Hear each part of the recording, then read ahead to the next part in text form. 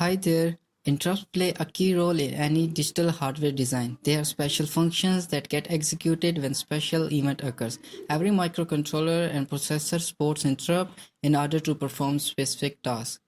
To understand interrupts in detail, let's start by discussing a daily life example. Let's say you are feeling so hungry and you order a pizza online.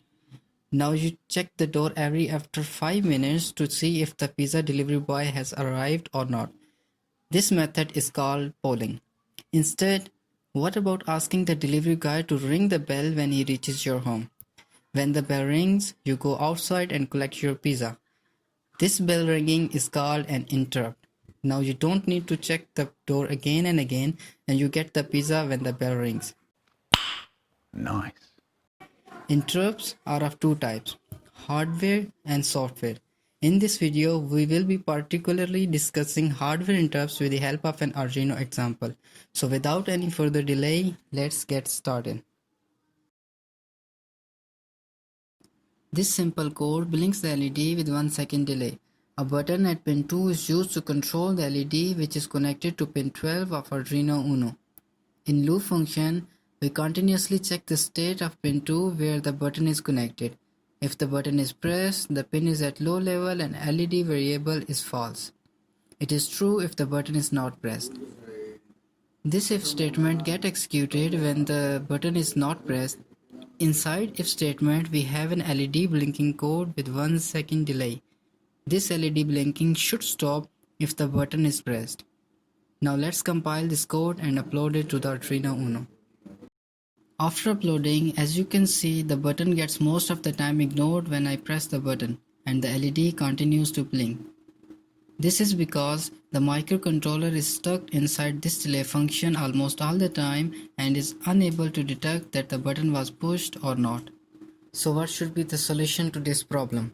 The answer is one magical word: interrupts. As shown, the main program continues to execute until an interrupt event is occurred. When the interrupt event occurs, the program is paused and the flow of the program is changed. The controller first executes the interrupt line by line, and when the whole interrupt function is executed, it comes back to the main program and continues executing it. More information on interrupts can be found in 294 pages at Mega 328P microcontroller datasheet.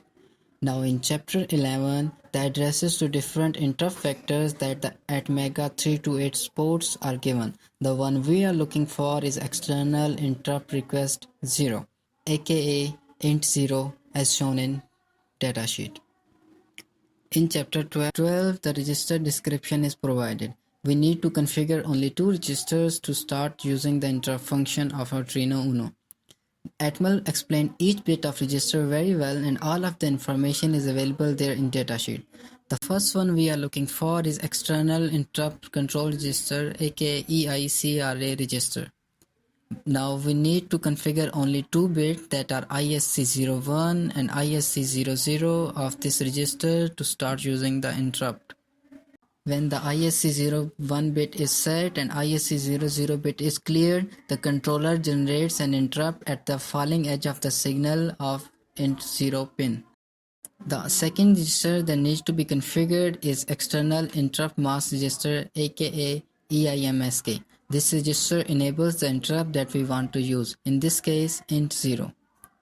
If the corresponding bit is not set to 1, the interrupt is disabled and will not execute, so make sure that you do all the things carefully. This is how the program looks after adding the interrupt function. The LED starts blinking when the button is pressed 1 and will turn off when the button is pressed again. As explained in datasheet, we configured the 2 registers to use interrupt on falling edge of the input signal. Now instead of reading the button inside the loop function, we utilize interrupt to look for the button to be pushed. When the button is pushed, the controller automatically executes the ISR. The microcontroller continuously executes loop function, and meanwhile the controller is also looking for the interrupt to occur on pin 2 of the microcontroller. In our case, controller is waiting for the button to be pushed. When the button is pushed, a special function called interrupt service routine aka ISR is executed. In this routine, written for this task, we only invert the state of LED variable, and when the LED variable is low, the LED will turn off automatically. Now let's compile this code again and upload into the microcontroller. Now, as it can be seen clearly, the code is much more responsive to the button, and LED stops blinking immediately when the button is pressed once and starts blinking when the button is pressed again. Now as we know what the interrupts are, let's discuss how an interrupt routine should be written.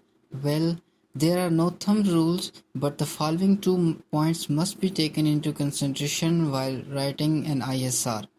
It should be kept as short as possible, because when an ISR is called, all other codes that are executing are paused until the ISR is executed completely. So, no serial prints, no delays. The second important point is to make the variables volatile that are shared between the interrupt service routine and other function. I'll share the link to the course in the description used in the video so that you can also try it on your side. This brings us to the end of this video. If you learned something new, don't forget to like and subscribe because there is much more interesting stuff to come. See you in the next one.